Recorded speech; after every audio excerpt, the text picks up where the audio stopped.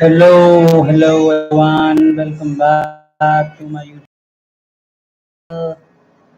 So, uh, today I watched a beautiful film called Eternal Sunshine of the Spotless Mind. Of course, I've seen it many times before, but whenever you watch it, you learn something new. You see it from a different angle. And today, I could sense something much deeper. Maybe because the state of mind I was in, um, and it made me realize that the importance of memory. Now, I'm sure you have seen the film, or if you haven't, then please watch it. I won't go into the detail of the story, but uh,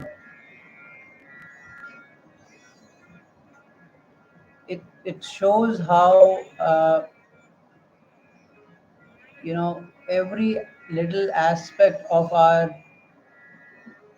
presence, our identity, our consciousness, our reality, everything, it depends on memory. And if you remove just a tiny fraction from the mind, uh, it will,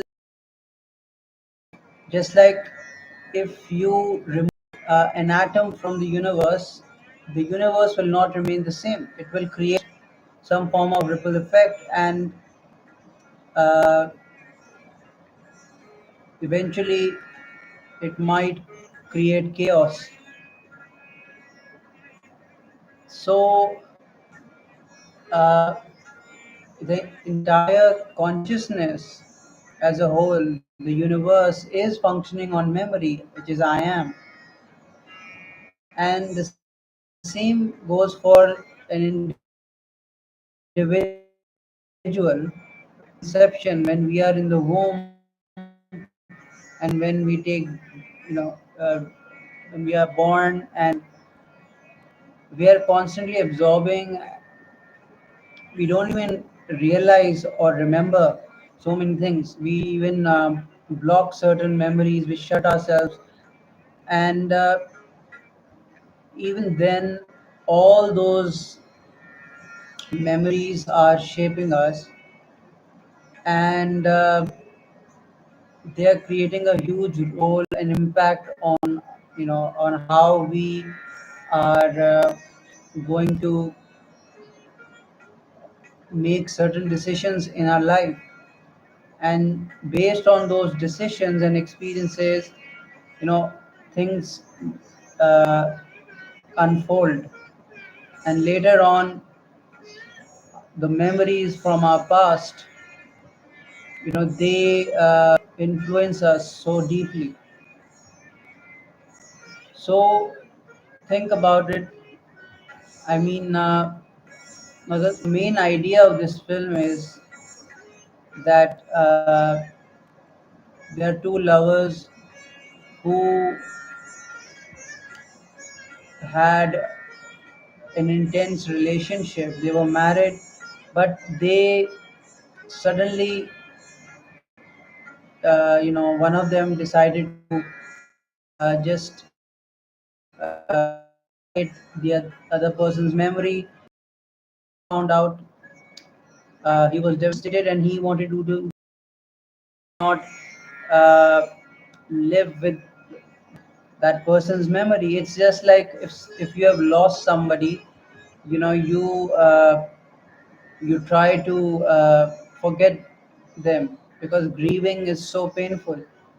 But it's not easy to forget somebody, uh, and memory will always bring pain. but pain can also be beautiful. That's the element that helps us grow, experience life, and we see the world from a different perspective. So, memory is so important, and just imagine not remembering ourselves, uh, you know, after a day. Imagine living your life and then forgetting everything, what happened yesterday, and but you are present, but at the same time you don't have any uh, particular memory about the good experiences or even the bad ones. You know, for example, people who have Alzheimer's or dementia, they are alive. They have some level of, but at the same time, they are not truly alive because they are not experiencing memory at its finest. Memory is obviously going to be there. Technically, nothing can exist without memory. As long as the soul is in the body is functioning because soul is the memory. The same way, if a soul is going to leave the body and be conscious of another dimension, that memory is going somewhere else. But but obviously, when we are in the body, we have our own limitations. So we are talking about this on a practical level, more than spiritual. So just for a second, for a moment, realize that being grateful for memory. If you are able to understand what I'm saying, if you are able to listen, comprehend, respond to every little thing that you are listening to, watching, feeling, everything depends on memory. So it's such a huge gift to have a functioning brain, for example, and even if we have some problem, like we forget our keys or we forget somebody's name, uh, if we can't recall certain things uh, that made us uh, feel good, about what we have achieved, those tiny things, they affect us so much. So just think about how beautiful memory is. Everything depends on memory. Everything, memory is God, and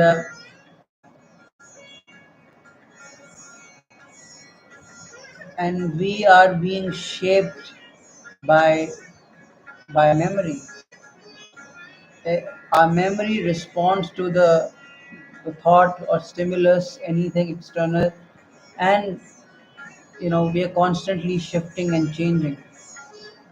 So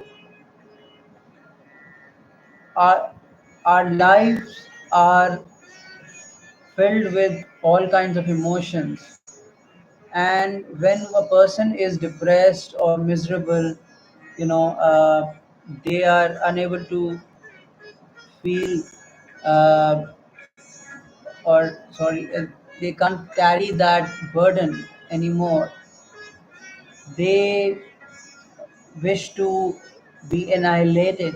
They want to end their life. They want to cease to exist. Somewhere they are trying to eliminate their past. um, we are trying to escape from this physical self. That's what's causing the pain, the the illusion, the identity, the memories, and we try to run away from that. But the more we try to suppress it and we try to escape from it, we try to remove it, it will actually create more problems for us. Anything that is repressed, will always take another form. Like they say, energy can neither be created nor destroyed. It takes one form or another. So the same way, memory is energy, and it cannot be destroyed. Um, so once a psychiatrist told me that we don't forget, we choose to forget. So it's a very interesting phrase, which means that we don't forget things by accident. Subconsciously, we are trying to forget something because some somewhere we feel that it's not important for us, or it might be disturbing for us. Whatever the case is, we are choosing to to block those memories, to not recall it, although on a conscious level we may not realize that we are doing it. But actually, it's like another self exists within us.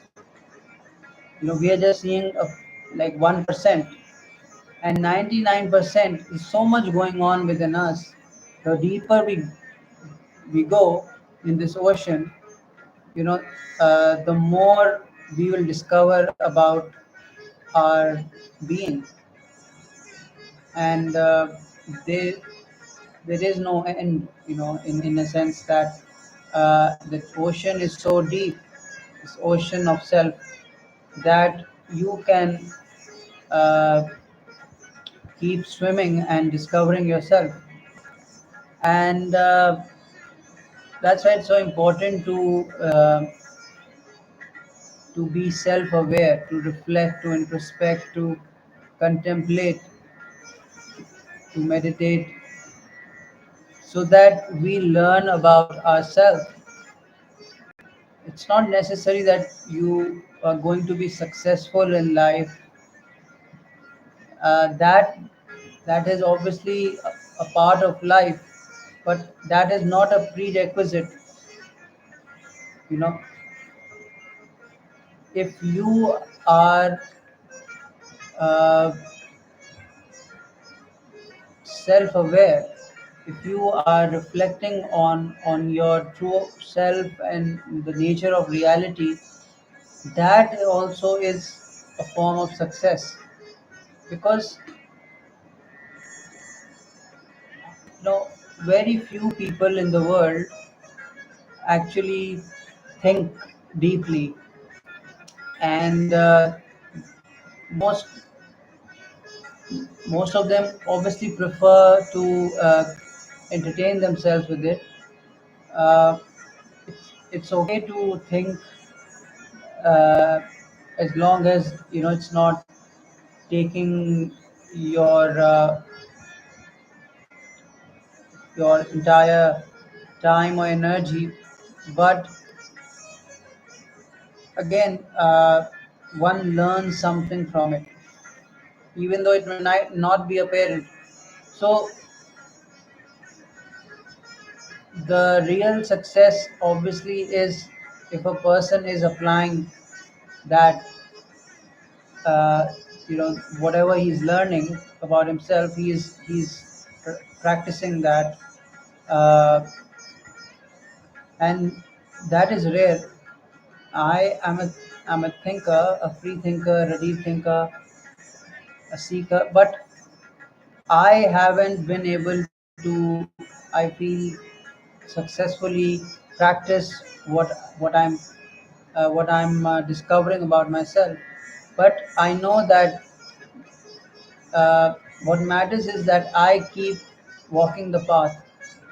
Someday maybe I will be able to do that as well. But right now, what's important for me is that at my pace, I keep focusing on the memory, and memory is something that makes us conscious of who we are, of our existence. We will cease to exist if there is no memory. We are nothing without memory, right? So just think about it. What what was the existence beyond or prior to memory? What was that like? We, we can only describe it as nothingness, but we don't actually know what that means until we experience it. But it's an interesting thought that how the truth or what self or whatever you want to call it, it has no name.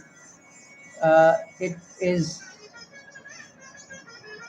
it exists, and it exists, which means it is not dependent on memory, but it has to manifest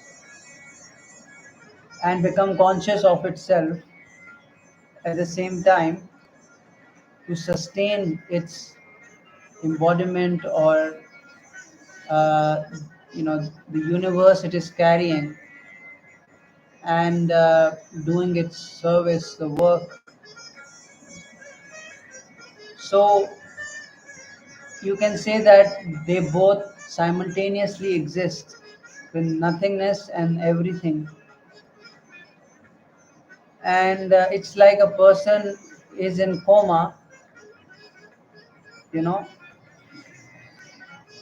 although they are unconscious, but they exist. But when the person becomes conscious, entire universe emerges, the world comes to life, they are born again. And this is the reality of life, that we are nothing but memory. And this is the secret that will help anybody who wants to discover themselves. There was a saint called Nisargadatta Maharaj, a guru from India, and he taught his students that focusing on the memory of I am is going to liberate them from the false self, because we are so attached to this false identity as we are living in the world, and we have our issues or whatever, our attachments. But if a person is devoted and sincere, their intention is pure, and they meditate on that, especially if they have blessings of their master, they they will be successful in realizing their true self or nature, which will bring them back to reality, and their false identity will dissolve. So it's a very fascinating you know fascinating phenomena. So practically for us it seems impossible, because we are caught up in the world, and everything feels so overwhelming. But If we focus on the true memory, the divine seed I am, keep on focusing on that, everything else will begin to fade away. And you are going to become conscious of what your true identity is. And this is something that, from my experience, requires a lot of conviction and concentration. Um, and I feel that you cannot force it. It's something, it's like a particular force guides you to do that. You know, just like you have a creative block when you are trying to write an article, let's say, or a book, or somebody wants to paint, that person is unable to focus. He's unable to think clearly because of a block. But the moment he is inspired, it's like a gate is open, and he there's like a flood uh, passing through his soul, his mind, his consciousness, and he enters that stream of consciousness, and he is, he's that inspiration to create the particular uh, idea, or whatever uh, story he has in mind. That emotion comes to life. So somewhere, you know, there is focus on a particular idea, and yeah. So um, this is a beautiful topic, that how important memory is, and the the realization of the fact that we are nothing but memory, isn't it? Although our true identity is our true nature goes prior to memory, but we can only be conscious of it through the I am, through memory, isn't it? It's like, you know you exist, but only when you see yourself in the mirror, that's when your reflection appears, and you become conscious of your image. But it doesn't mean that if the mirror is not there, you don't exist. You are there. You are there. That means if you are there, you are you you must be aware of your existence, but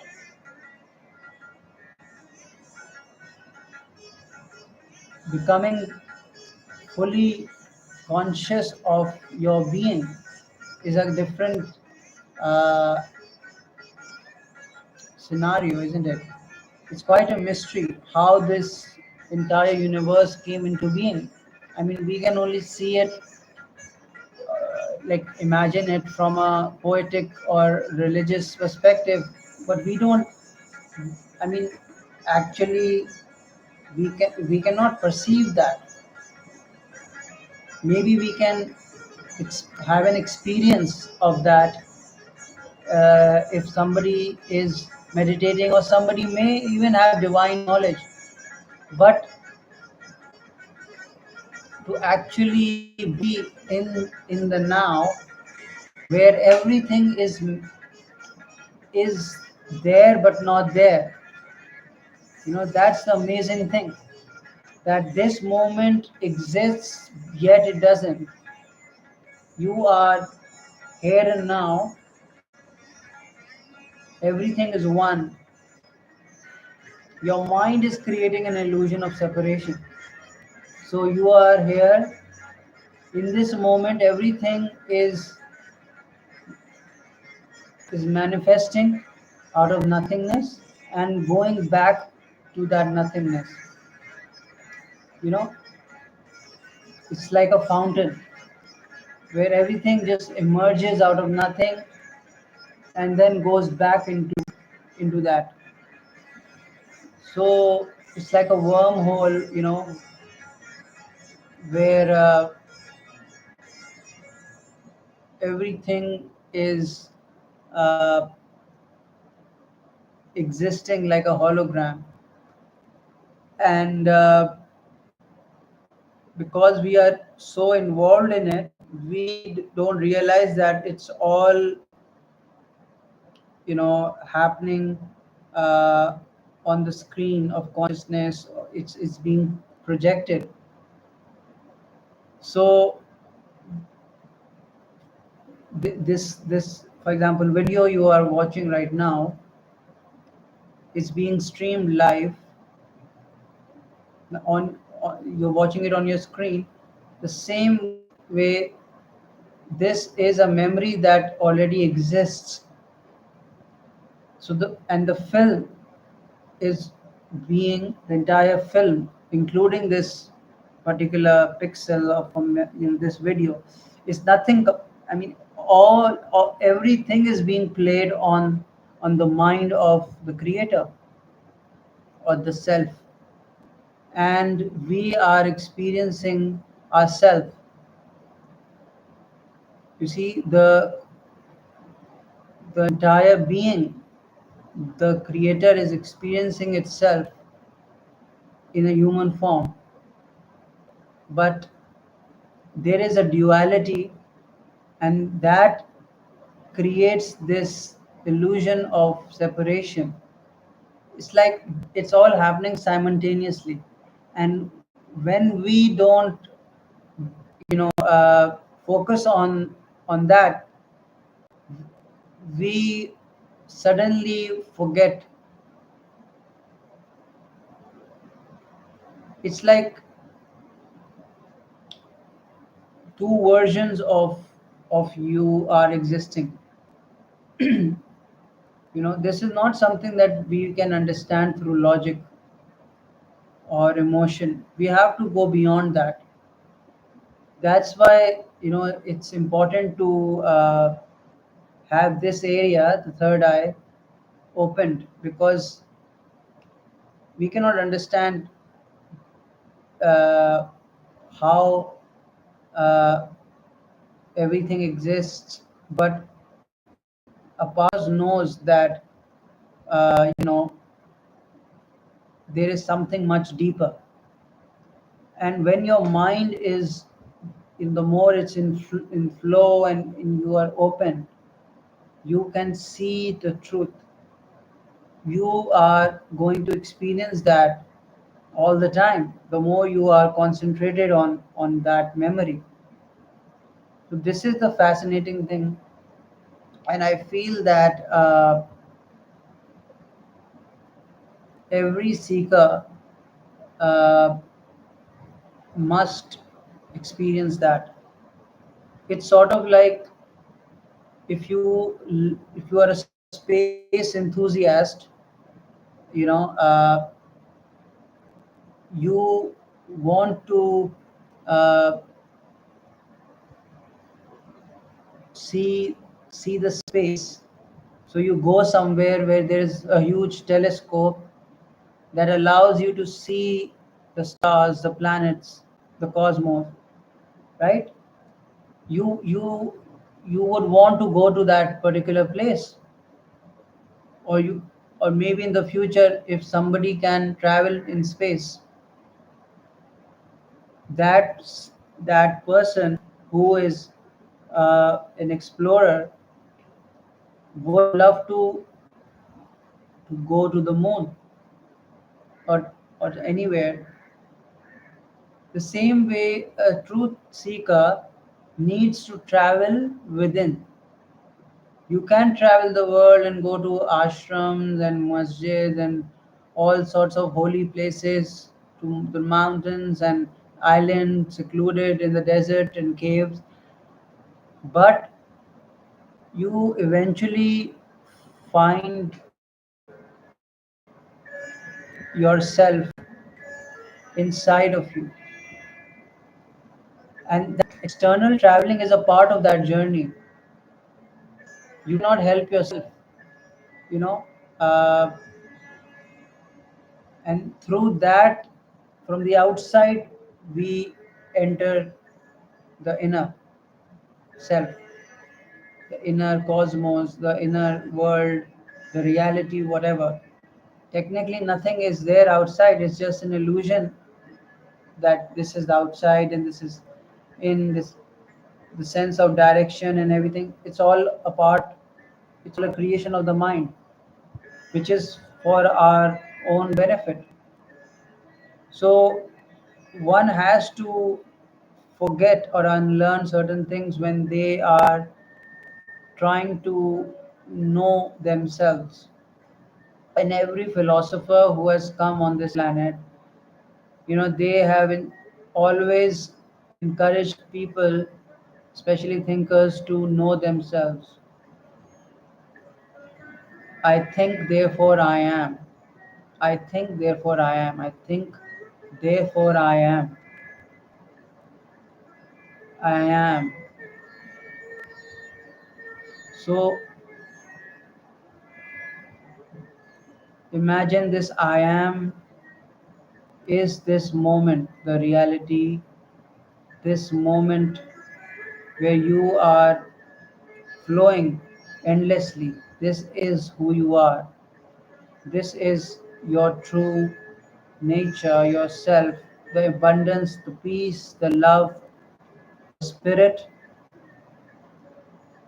the Alpha and Omega, the beginning, the end, the eternity, nothingness, and everything all exists within that I am. I am. Just focus on it. Focus on that. The focus on that I amness. This divine memory is what gives birth to our soul, to our true nature. It is born, and it's like the soul is a seed in itself, which is sprouted and grows into a tree the more it is nourished by the grace of God. Or you can say, the more we focus on that point of unity, I am, the more we individually experience ourself. So the the higher self or the larger self is experiencing itself through the micro self, and this way you are becoming aware of who you are, and the more you are going to focus on that and remain there, that is the challenge, because that requires you to let go of the worldly things, the petty things we are consumed by, because that is worship. It's not some cheap experience. It's not a drug. It's worship, and all religions are basically saying this. We are indirectly doing that. We call it God. We are saying, oh, okay, this is a prayer and we have to do this or that, but we are focusing on that point. That is the Kaaba. That is uh, that is our home.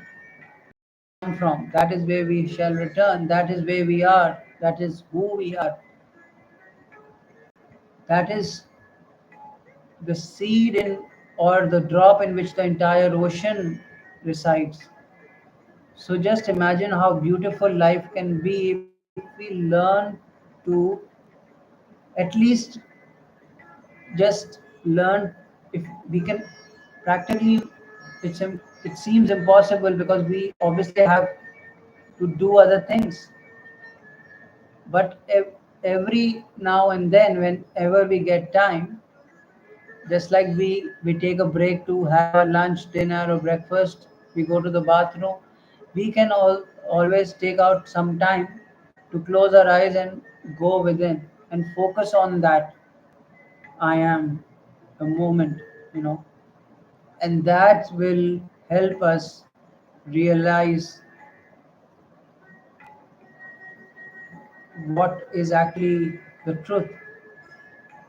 Just just feeling that. You don't have to use your intellect, you don't have to translate it or uh, analyze it. You just have to feel it. It's just like, you smell a perfume, it feels so good, if you are in a room where there is air conditioning going on, you feel that temperature.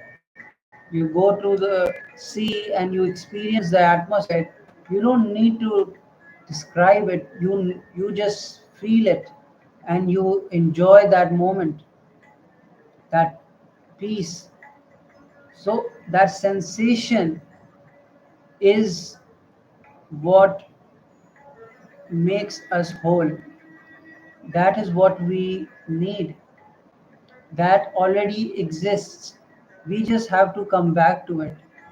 We just have to always return to that. It's like, you are in a separate room, and there's another room where the other half of yourself exists, and you just have to go back to that room and remind yourself of what your reality is. Of- that is your true purpose, to leave this room, because this room is just for a particular purpose, but our ultimate goal is to return to our actual room, which is the I am. You go to that room and you forget this mirage, this illusion, and you are going to be in complete bliss, in ecstasy, in complete. That is nirvana. That is heaven, and it requires dedication, devotion, sacrifice, service. It is something you worship. You know, uh, you can imagine it in any image. Somebody might see it as Jesus Christ. Somebody might see it as Allah. Somebody might see it as Prophet Muhammad or Hazrat Ali or um, Moses or uh, Krishna, whatever. But that image, that holy image, it liberates you from the burden of being, and it allows the non being to be itself, to take over. So you have to release this self and let the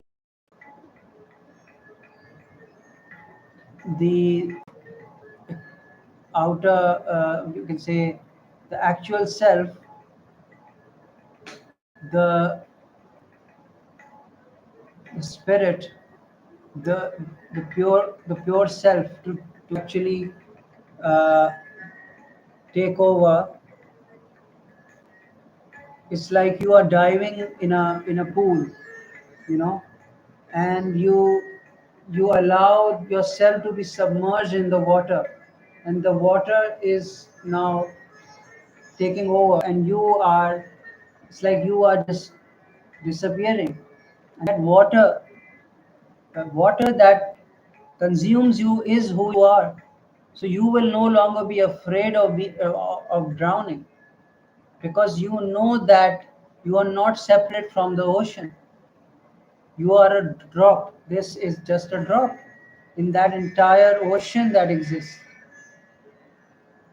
So it's so beautiful when you just think about it, and for a moment, just for a moment, just see it as an exercise, that the all the stress and the anxiety or depression, the pain, it fades away. It's like taking a painkiller, and you feel this comfort, if not anything else.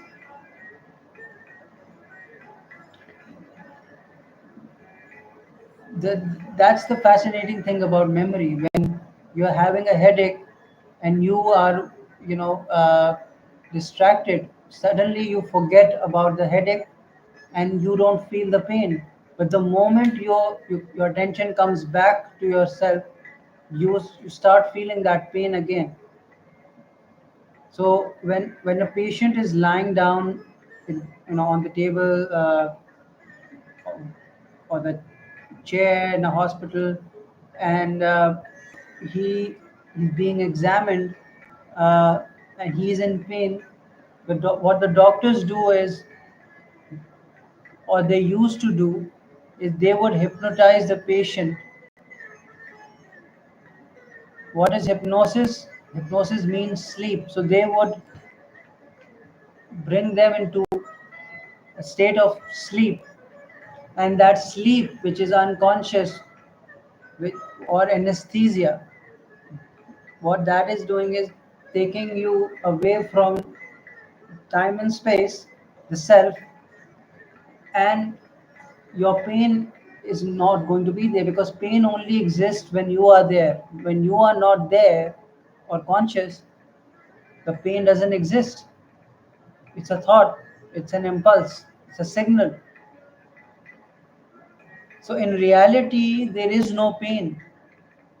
In reality, obviously, in this particular world or dimension, pain and suffering exists for a reason. We have to go through it. Otherwise, we cannot remember our true nature. Something pulls us back towards ourselves because of that pain. It allows us to grow and evolve and everything. But the soul has to go through that suffering for so long. It's like you're swimming in that ocean, like a sperm trying to reach its target, to give, birth to a beautiful version of itself. And that's the that's the whole point of life, that we are only here to know ourselves. We are blooming like a rose. So we have to return to ourselves. We have to return to ourselves. We have to return to I am. We have to be consumed by I am. And that can only happen if we try to focus all our attention, devote our actions or life to that I am. Let's call it God, to make it easier, because we all can relate to that. But that is God acknowledging his existence, so that his creation can realize the existence of their creator and become one with him. which will create an alchemy, which means that they are becoming one, dissolving within that oneness, and they realize that they were never separate to begin with. And this is the dance of duality. From duality, we return to non duality. From non duality, we come back to duality, and then the more we are conscious, we will see divinity in everything, when nothing will seem bad to us. Of course, I'm yet to experience that, but it feels beautiful to share these thoughts. You know, uh, it's like seeing the world from a new lens. It's like waking up, from a dream and suddenly realizing that your pain has gone away. You know, so I think this has been a beautiful session. I wasn't expecting it to go in such a deep, uh, direction, or this whole thing we discussed. But yeah, I hope you enjoyed it, and feel free to share your thoughts. Thank you very much. Take care. Bye bye.